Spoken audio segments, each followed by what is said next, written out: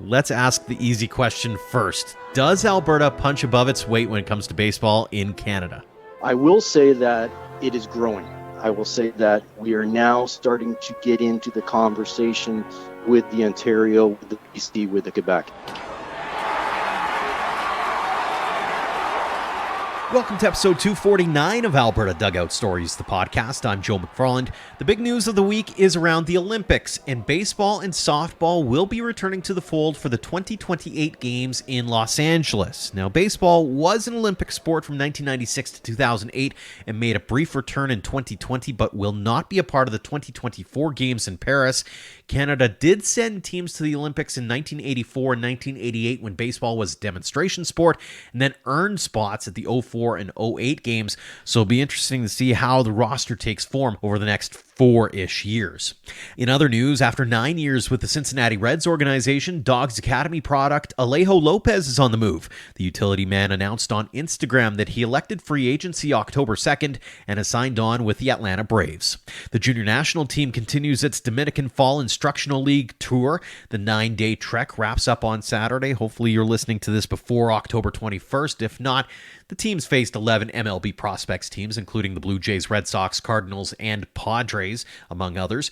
So far, the 4 Albertans, Simon Baker, Nathan Flewelling, Eric Hartman, and Michael Yusupchuk, as well as several others who train here, have all made their marks in different ways. We look forward to catching up with all of them as their baseball seasons eventually come to an end. As the colder weather starts to settle in, we're starting to see award season fire up. The Western Canadian Baseball League is expected to announce its all-star teams and award winners in due course. So in the meantime, teams have been unveiling their own award winners. We've seen the Medicine Hat Mavericks name Brody Gardner their MVP among other winners, while the Okotoks Dogs gave that title to Brendan Luther. Make sure to follow their social media pages for their full list of winners, and we'll keep you updated in the weeks ahead on other teams and their respective bragging rights holders. And finally, we're seeing a few local high school products announce their college commitments, and we thought we'd highlight a trio of them this week. Dogs Academy right-hander Trey Mackwood is headed to Panola College, while his teammate Trey Knott will suit up with Chandler Gilbert Community College, and AHP Academy utility man Cam Bergstrom is going to Barton Community College. If you have commitment news you'd like to share, make sure to tag us on social media.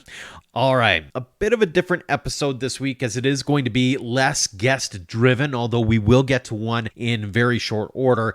This one's going to have a little bit more pontificating from me. Now, for those who don't know, I used to work in talk radio, so me expressing my opinions is really nothing new. This is one of those days where we're actually debuting a new episode and a new story on our website on the same day, and in this case, it's an opinion piece by yours truly. It's something I've been lamenting since the Canadian Future Showcase, actually, after Innisfail's Nathan Flewelling won the Home Run Derby and Cochrane's Simon Baker was named the Showcase MVP. It led me to ask a question on social, particularly Twitter/X/whatever Elon wants to name it this week. And the question was, does Alberta punch above its weight when it comes to baseball in Canada? So I wrote a few words, and the Coles Notes version of the answer is, yeah, I think we do. Now, I'm no baseball insider in Canada or anything like that. That's just something that I look at from an optics perspective. But let me state my case for the jury. And it starts with the positives, obviously. Bringing home the hardware first and foremost, let's look at the empirical data. And even beyond Flewelling and Baker and their performances at the showcase, let's start off with the ladies and girls programming. The 14U team taking home gold at Nationals in BC. The 16U team taking home bronze from the East Coast. The Open team going to the East Coast as well, bringing home another bronze. So 3 for 3 when it comes to podium performances. Pretty good. On the guys' side, not so good, although really strong performances at every level. It just so happened that they didn't happen to get on the podium this year around. That being said, they're no stranger to it. So we're always in the thick of things.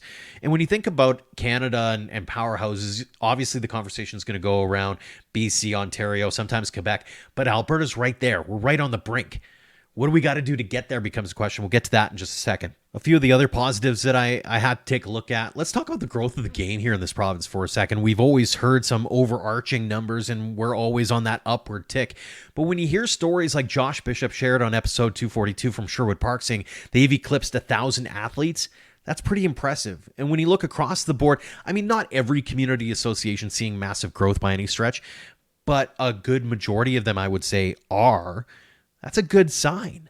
And I think there's a bunch of different reasons for that. I was on CBC Edmonton's afternoon show a while back explaining what I thought I was seeing from a growth perspective. And I think there's a bunch of different facets to it. The popularity of the Blue Jays is obviously first and foremost. Like when they're good, baseball seems to do better at the grassroots level, right? When 92-93 hit and the Jays were World Series champions, baseball was never more popular in this country. And you saw the 15-16 Blue Jays, and when they were doing what they were doing, same thing, same kind of thing. The last few years, the Jays have been popular. This last year has been a bit of a challenge, obviously, but they're still an interesting team to watch. And so I think there's still that reverberation coming through the baseball scene in this country and in Alberta included. You look at the World Baseball Classic, I think, as an example. I think MLB making the changes that it did made the game a little more accessible. And I know this is going to be an unpopular take amongst baseball traditionalists, but I think the Savannah Bananas are a good thing for baseball. I think it opens the door for people to look into the game a little bit and realize that, hey, you can have fun playing the game. And I think it and I think it did kind of change the way that Major League Baseball handles itself. And I think what it did is made all baseball organizations go, hey, we can have fun playing this game too. And that's a good thing. So there's that aspect of it. There's a couple of other underlying tones. I think when you look back on the demographics of Alberta over the last 20, 25, 30 years, things have changed in this province. We are a very young province, a lot of young families who are coming from all walks of life all across the world. And hockey isn't necessarily the native sport in their home communities. So now all of a sudden the kids are focusing on sports that their parents may have grown up watching or grown up playing in. And those sports happen to be sports that, hey, by the by, are being real. And those are sports that are, by the by, really popular right now. I'm looking at you, soccer. I'm looking at you, basketball. And yeah, I'm looking at you, baseball. I mean, who would have thought that you'd see professional soccer leagues setting up in Alberta or across Canada? Who would have thought that we'd see professional basketball leagues setting up in Canada and not just setting up, but they're proving to be popular. So baseball's in that same conversation, I think, if we play our cards right. I'm not saying that we need to set up a professional baseball league in Canada. I mean, we can have that conversation at a later date, but what I'm getting at is that the popularity of these games is partly fueled by the demographics changes in our province. And we'll talk really briefly here on one other aspect of things that has allowed for these other sports to do really well is maybe back in the day when you had a good athlete, they'd go towards hockey or they'd go towards football. Things have changed a little bit in both of those sports over the last 20 years, I'd say. The last 10 years even. And hockey, we don't need to really revisit a lot of the issues that are facing hockey right now when it comes to the culture, when it comes to the cost. I mean, if you haven't read Before the Lights Go Out by Sean Fitzgerald, you really should, just to get some insight into some of the challenges around hockey and trying to get some buy-in from new Canadians and get buy-in from people who are looking at other options. But even on the football side of things, no one's really had a really wholesome conversation around concussions yet and some of the issues that they're facing there. And I think that has scared off some generations of athletes who are now looking at soccer or baseball or basketball and saying, hey, yeah, I can do that too, right? I think the other piece to the puzzle too is, really briefly on this point, is multi-sport. Right, there's been a bit of a pushback on you need to specialize really early on. And I recall stories of athletes who were hockey players and football players or hockey players and baseball players. And I'm giving hockey a bad rap here, but there were coaches who would say, if you miss a hockey practice for a baseball game or a football game, you're benched. And that doesn't really build out a great, well-rounded athlete. It just builds a great hockey player, or can. And I mean, you're putting all your eggs in one basket. And I think a lot of athletes are starting to open their eyes and go, I don't necessarily want that. So there's a lot of different pieces in that interest pot. It's led to a lot more athletes coming to baseball. And that's a good thing, because here in this province, we've done a really, really good job in terms of investing in infrastructure for our young athletes to succeed here. And this is the next big point when it comes to baseball punching above its weight. Name me another province that has done as well as Alberta has when it comes to facilities, whether it's grassroots community organizations who are taking a lot of pride in the ballparks that they're putting together, all the way up to the academies and the summer collegiate. And the summer collegiate, I'm obviously a little more well-versed in, but Okotoks is the crown jewel. Everybody knows that one, and everybody kind of, I'll call it, aspires to have something similar to that. But you look at Medicine Hat and Lethbridge, those are Pioneer League era ballparks that have been recently renovated. In Medicine Hat's case, what was it, $3 or $3.5 million worth of renovations put into that building, and it looks phenomenal. I'd put it up against any minor league ballpark in North America. I'd put it up against a lot of spring training facilities for Major League Baseball teams. That's how good that facility is. You look at what they've built in Sylvan Lake. You look at what they've built in Fort McMurray. I mean, there's a reason that Baseball Canada keeps coming back to Fort McMurray. Part of it's obviously the facilities. The other part is community buy-in. So that's a really good feather in the cap for Alberta. And you look at what's going on in Edmonton with the Riverhawks, what they've done in terms of renovating Remax Field. You look at what Spruce Grove, or what the Edmonton Prospects are looking to go in Spruce Grove. There's a lot of effort being put forward in building baseball in this province. So that's a good thing. And you know what? Even beyond that, the fans are showing up. It's one thing to have a summer collegiate team or a summer collegiate league. It's another to be continually setting records when it comes to attendance at these ballparks. People are clearly interested in spending a summer night out, watching a baseball game, and having a cold wobbly pop. It's not a bad thing. Let's celebrate it a little bit. There's a reason that baseball in Alberta has gotten a lot of headlines over the last little while when it comes to Ballpark Digest, talking about the attendance at summer collegiate, or those kinds of accolades should be celebrated, even if it's not in your own backyard. And I think the other piece of this puzzle, to a certain extent, is how athletes now have the ability to be seen by anyone across the world now. Back in the day, you kind of hope and pray that you could get yourself into a pro organization. You hope that there's a scout that happens to be at a game. Now you can send your tape anywhere. And even to this day, you're seeing college programs down in the South, from JUCO all the way to Division I, who are leaning on video evidence from these athletes to say, hey, that kid's got some potential. That kid's got some talent. Why don't we bring them up? Let's show them a tour. Let's see what they've got. And you're starting to see some of these college programs actively coming up to Canada and actively coming up to Alberta to see them. I'm a big believer in, if you can see it, you can be it. And a lot of these young athletes are seeing the last generation, and I'll say from 2010 to 2023, they're seeing their success and going, yeah, I can do that too. And that blends into my last point on the positive piece, and that's the coaches. I don't know if we've ever had a better batch of coaches come through from any level imaginable. You're seeing former college athletes, current college athletes, former pro athletes, current pro athletes, all trying to get back to their communities through coaching.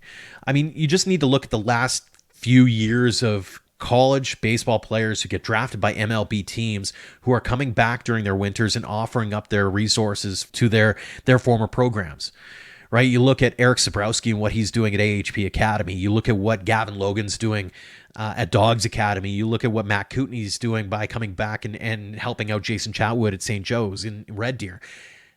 It's one thing to get advice from somebody who's been in the game for 20 plus years. And back in my day, it's another to hear it from someone who's in the grind right now.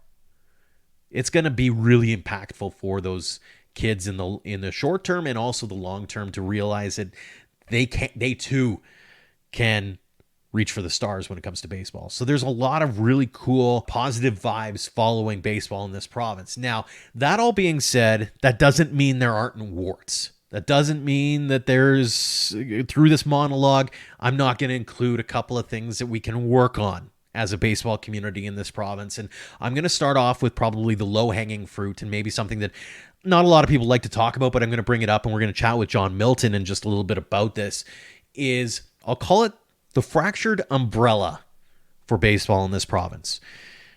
Baseball in Alberta is its own entity, and everybody knows what it offers, but it doesn't necessarily impact every community in this province from coast to coast to coast to coast.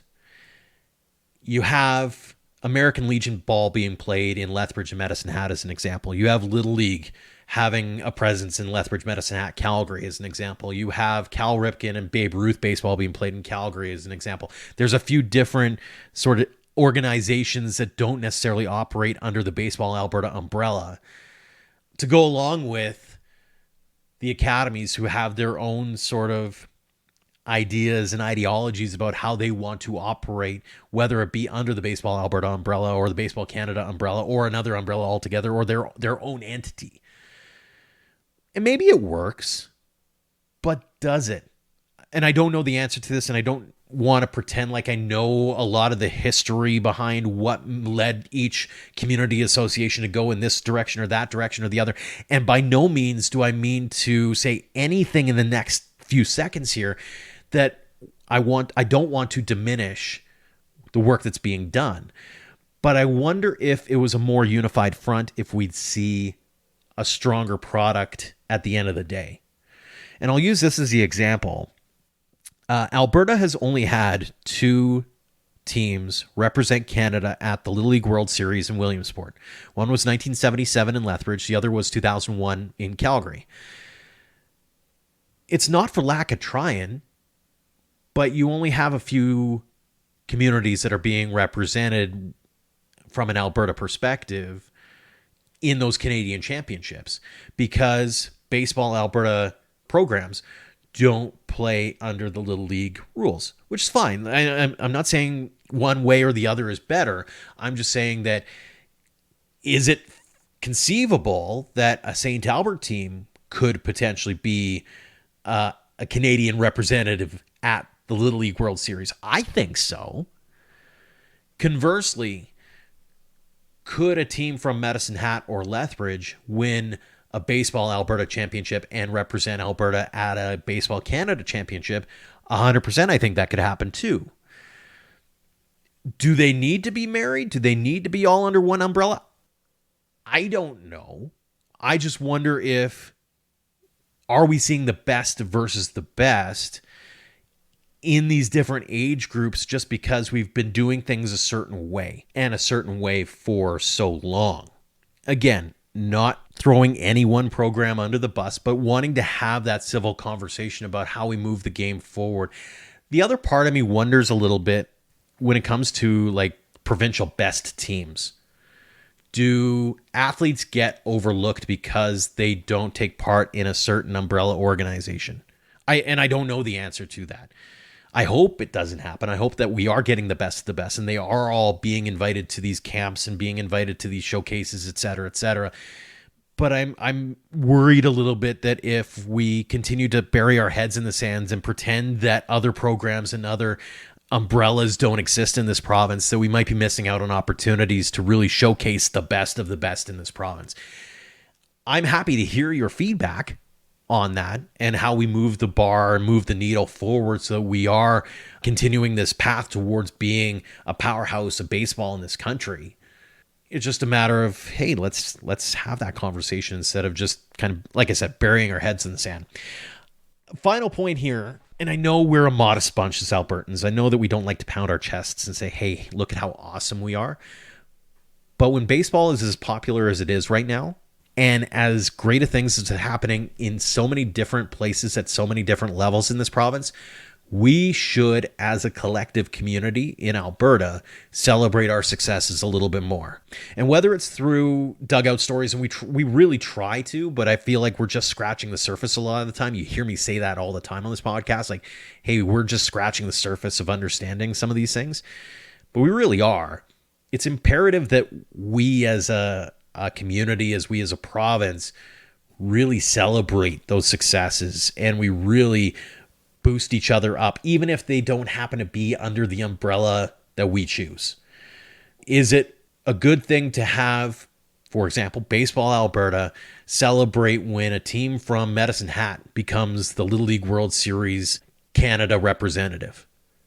100%. Same goes the other way. If there's an organization in Lethbridge, Little League Alberta, for example, they should be celebrating what's going on at the Baseball Alberta level too. I know it's not something that's been done in the past, or maybe it has, but just not frequently enough. But I think we need to start celebrating that a little bit more. Again, head to albertadugoutstories.com to read my latest editorial, and head to our socials if you want to comment. Maybe I'm way out to lunch. Who knows? I'm more than happy to be called out as an idiot for things like this, but I'm more than happy to open up that conversation as well. As I mentioned, former talk show host, I'm used to being the villain, quote unquote. Our DMs are always open as well. You can email us at albertadugoutstories@gmail.com. I'm more than happy to have a follow-up episode to this one to talk about the nuances of the game here, or ways that we can improve the game here, or more importantly, maybe capitalize on what I think is a golden opportunity for our province to shine on the national stage. So again, albertadugoutstories@gmail.com is the email address, or hit us up on any of the socials. After I made that initial post on Twitter/X/whatever Elon wants to call it, and even as I've been contemplating writing this editorial, I did get a lot of feedback on social, and I was asking a lot of questions to different people just to kind of wrap my head around all that is happening here in this province. And one of those people unafraid of reaching out to me and letting his opinion be known, especially in the DMs, is John Milton. And those who don't know John, here's the Coles notes. He's got a really long resume, and I don't want to go through it line by line, but he's been a longtime baseball personality and influencer. He's worked with Baseball Canada as their coach, learning facilitator. He's been a Baseball Ontario Coach of the Year, an associate scout, and an amateur baseball coordinator with the Toronto Blue Jays. He was a minor league spring training guest coach with the Jays, and much more. As mentioned, the resume is long. Most recently, he was named the program advisor for the Okotoks Dogs back in late 2021, I believe.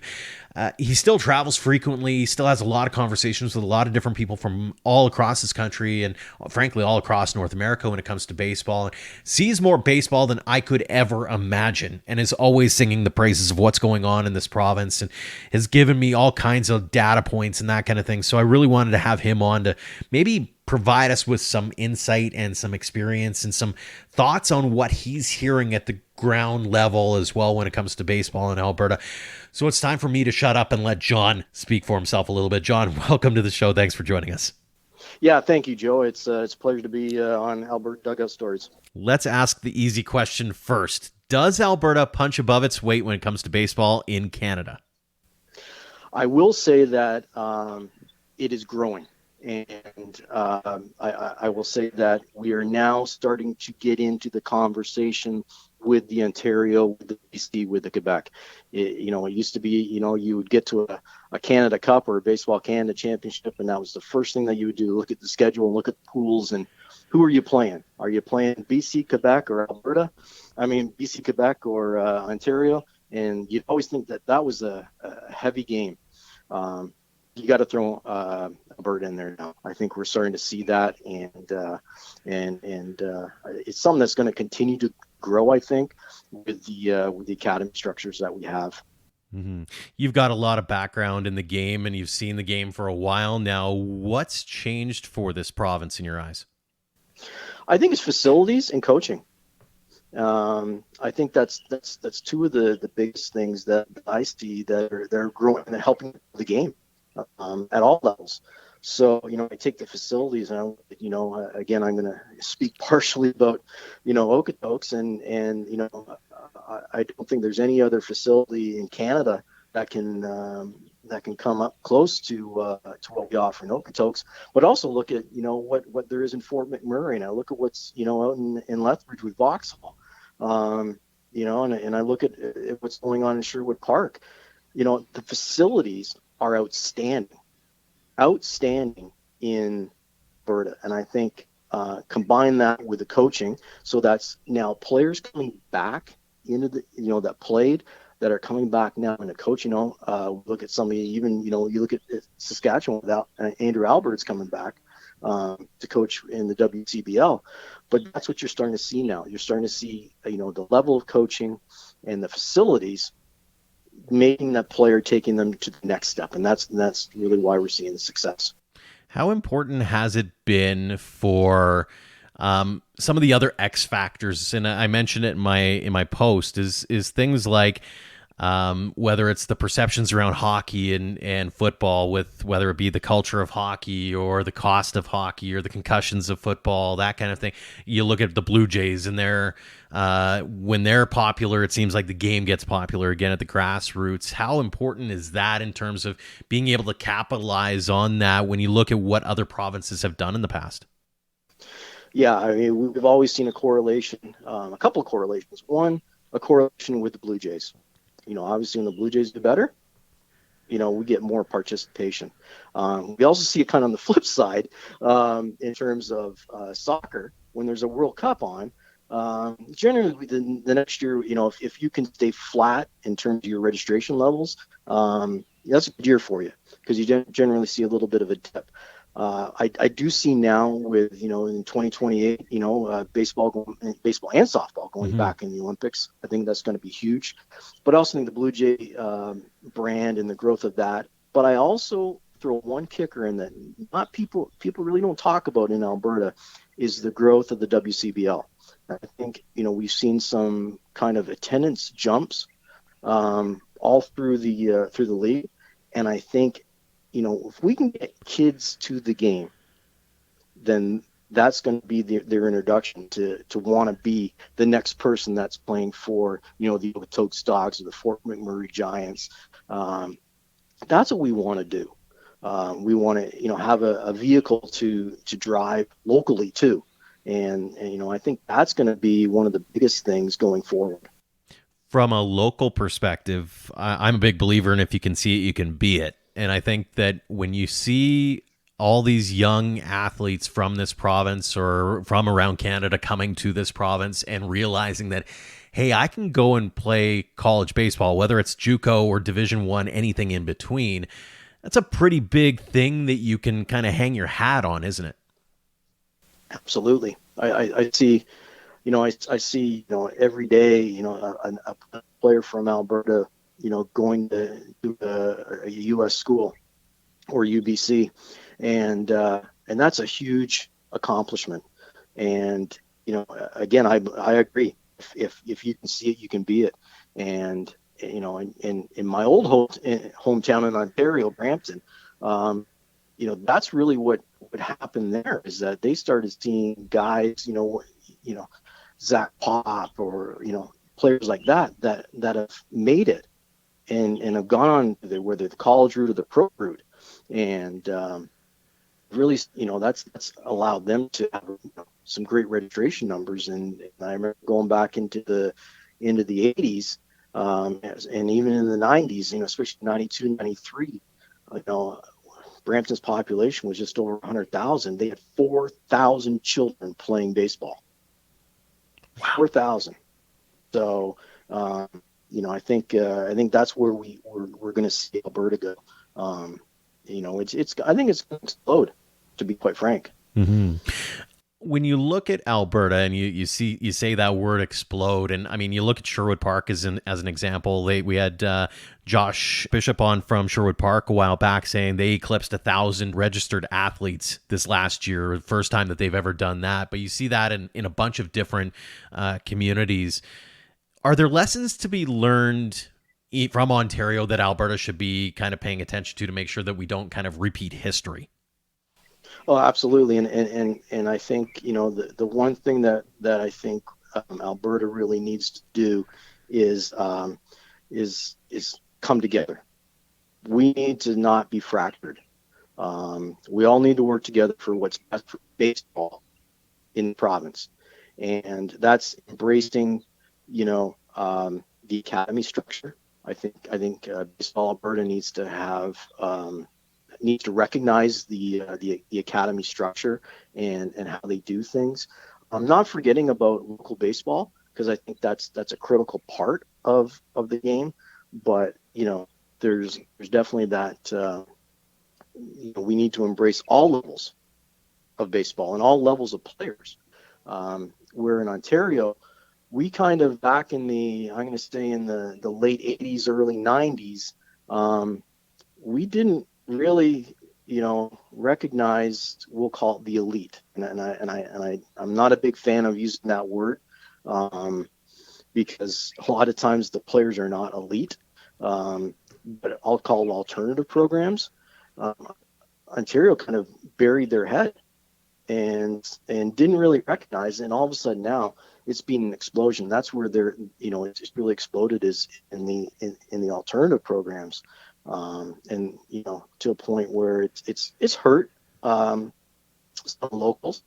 But on the flip side, I think if you're a local that has a player that can graduate to what we'll call the next level, because, some of these academies can definitely take the player to the next level.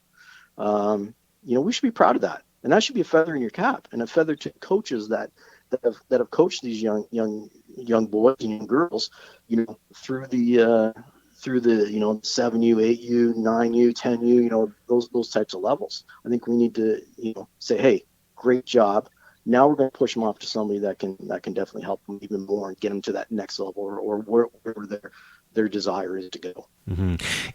I'm not going to pretend to be the expert in the room and say, here's why we have the structure that we have in this province. But if you look at it from the grand scheme of things, Baseball Alberta has its region. You've got Little League in some centers. You've got the American Legion ball in Lethbridge and Medicine Hat as an example. You've got some different structures going on around. Is it possible to bring all of them under one roof without them feeling like they've given up on the history in your books? Yeah, that's a heck of a question, and it's a special person to bring it all together.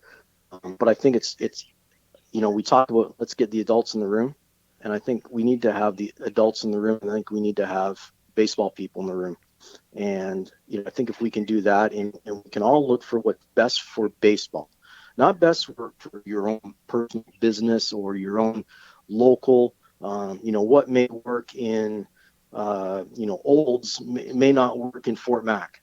And, I think we need to, I think, but if it's going to be what's best for baseball in Alberta, then I think you have to, in good conscience, support it.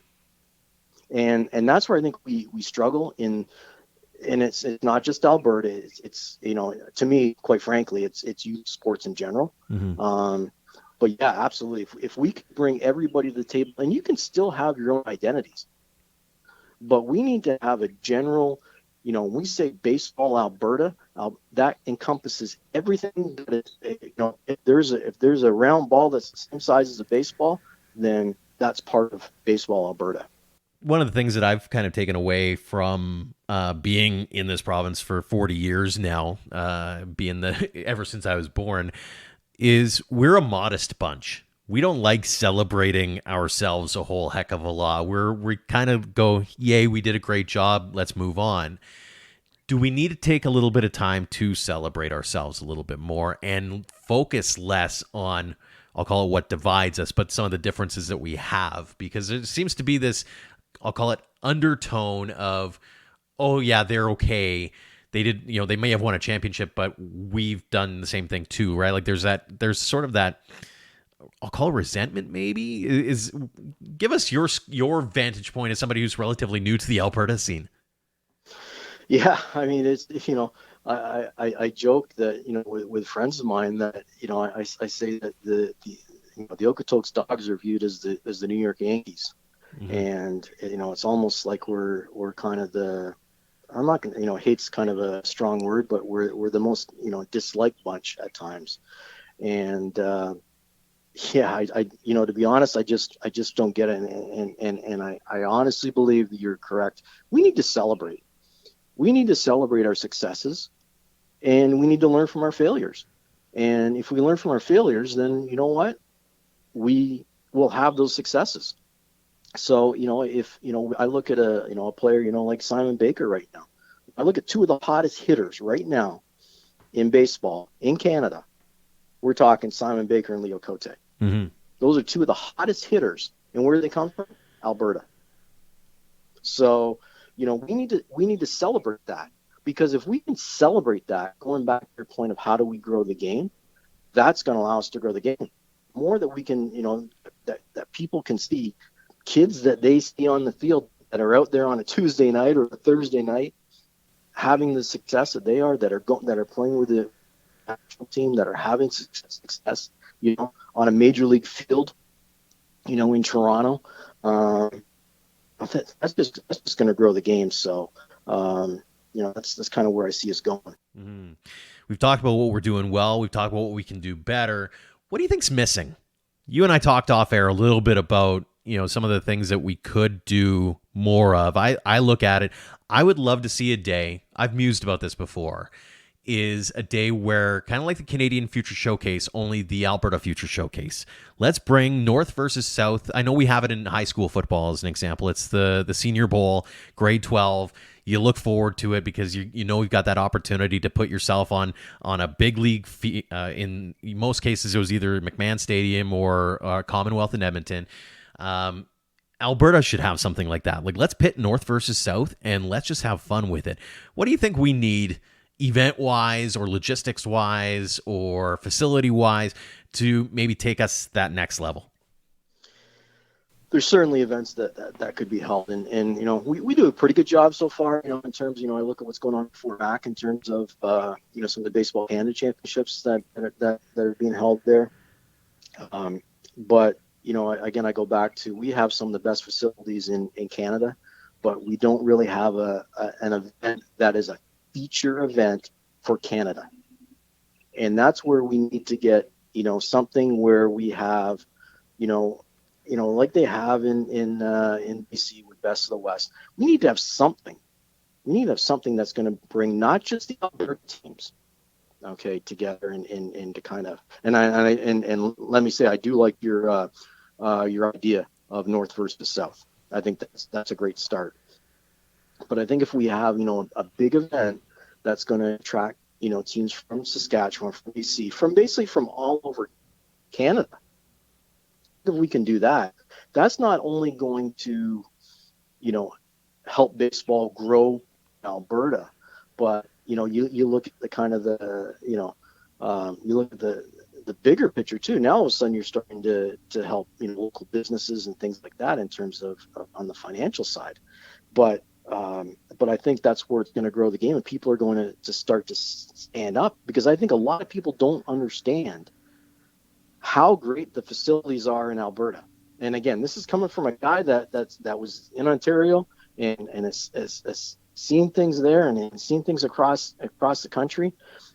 Now that I'm starting to get kind of a grasp of what's going on in Alberta, absolutely, the facilities are, we could easily host, and I throw this out there, we could easily host a U18 World Baseball Cup, and it's something that I've had my eye on that I think we could do in Okotoks, based because of the facilities that we have. But that's what we need. We need to start to try to pump our chests. And you talked about celebrating successes. We need to start pumping our chests and saying, this is what we have. And this is the great athletes that we have and the great programs that we have. And then you're going to start seeing the success. I'm a big believer in the infrastructure piece as well. I think the communities also get it because they're investing as well. You look at what's going on. I mean, Okotoks is sort of the gold standard kind of thing, but you look at the older facilities in Medicine Hat and Lethbridge that were Pioneer League facilities that have had recent renovations. They look great. I'm partial to Medicine Hat because I worked there for a while, but Lovell McDonnell and the team down there that have been working on baseball facilities for decades now, there's a reason they continually host Little League championships Canada-wide down there in Medicine Hat. You look at what they've got in Sylvan Lake right now. You look at what they got in Fort McMurray, as you mentioned. You look at what they're doing in other parts of this province as well. St. Albert's doing well. Sherwood Park's doing. You count on more than two hands the communities that could potentially host this. It's not like, hey, it's going to be held here. I mean, I've just left out Vauxhall, which is not just me rambling, but I mean, Vauxhall does well. St. Joe's and Red Deer, they're building something cool there. There's so many different success stories that you don't necessarily have to marry a feature event like that to one location. You could do it in multiple over the course of a decade. Oh, absolutely, and that's I think that would be the key, quite frankly, to having an event like that. I think you have to move it around. Obviously, you want to, no different than what the NFL does. They have their kind of rotations of Super Bowls and they look at certain things. But absolutely, the one thing that I find that Alberta has over a lot of other provinces in the country, is they have a lot of private support. So, I look at, again, I look at it kind of from my level, in terms of, the Seaman family and John Arcandia. But I also look at the community support too. And again, I hate to go back to Ontario, but I go to my hometown of Brampton, and we have, there's a huge history of baseball there, and they don't have one premier field. Not one premier field. Wow. And that's because the community cannot come together in terms of a financing deal. And that's kind of sad that it has to be there. But just to see the corporate support and the community support, I think any event, any large event, could be held in multiple sites, around Alberta. Mm-hmm. We've covered a lot of ground here, and I want to wrap this one up with kind of a pointed question, I suppose. But if you could go forward in time a little bit and look ahead 5, 10, 20 years down the road, and then look back on this conversation, how would you grade success? Like, how do we move the needle, I suppose? I think we can't just measure it just on wins and losses, whether we win, national championships, things like that. I think it's how do we grow the game? How did we come together politically? Because that's the biggest thing. How can we grow the game all together? So again, that's bringing in Little League, it's bringing in Baseball Alberta, it's bringing in American Legion. How can we all come together and grow the game and make the participation numbers at all levels? And I think one of the levels that we don't talk about enough, which I think is going to explode soon, is going to be female baseball. Mm-hmm. And I think that's kind of what I call the next frontier. But I think it's how can we all come together? How can we work together? And then how can we have events for that celebrate our areas and our communities?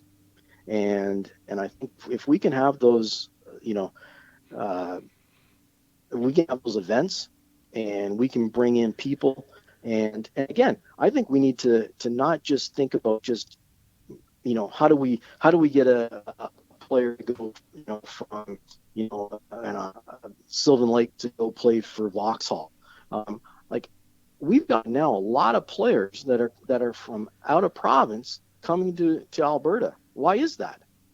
Well, it's the academy programs. It's the coaching. It's the facilities. It's the track record. I look at Okotoks, ranked number 3 in North America in 2022 by perfect game. Mm-hmm. So I think if we can all come together politically, and we can grow the game, and we can see an increase amount of players playing, but also have those bigger events. I think that's really gonna help grow the game. I'm really glad that you brought up the female game as well, because I think that is, to your point, the next frontier. It's the frontier that's happening right in front of our very eyes right now. You look at women's soccer, women's basketball, they're selling out stadiums in the U.S. Baseball's right there, and as you mentioned earlier on, you got the Olympic Games coming up in 2028, where baseball and softball are right there in the thick of it. Again, finally, thank goodness. It's going to be it's boom time for baseball, and I think it'd be foolish for us in Alberta to not try to have constructive conversations like the one we just had with John. So John, really appreciate not only this conversation, but also you drop into my DMs once in a while as well, and now you can text me as well. You got my number, so whenever you want, my friend, I'm happy to chat. Thanks so much for coming on and sharing your expertise here on the podcast. Thank you very much for having me, Joe. I enjoyed it. Thanks again to John Milton for joining us this week. And again, if you'd like to weigh in on this or have a differing viewpoint, we'd love to hear from you. Part of my rationale for writing the opinion piece and putting this episode out was to get the conversation going, as I do truly believe in the baseball scene here in Alberta and want to see it hit the next level. How do we get there becomes the question.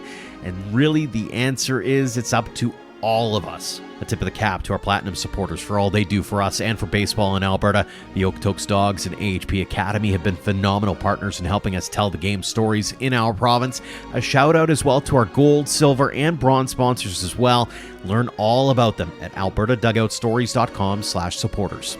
Until next time, thank you for all of your support online, on social, and on air of Alberta Dugout Stories.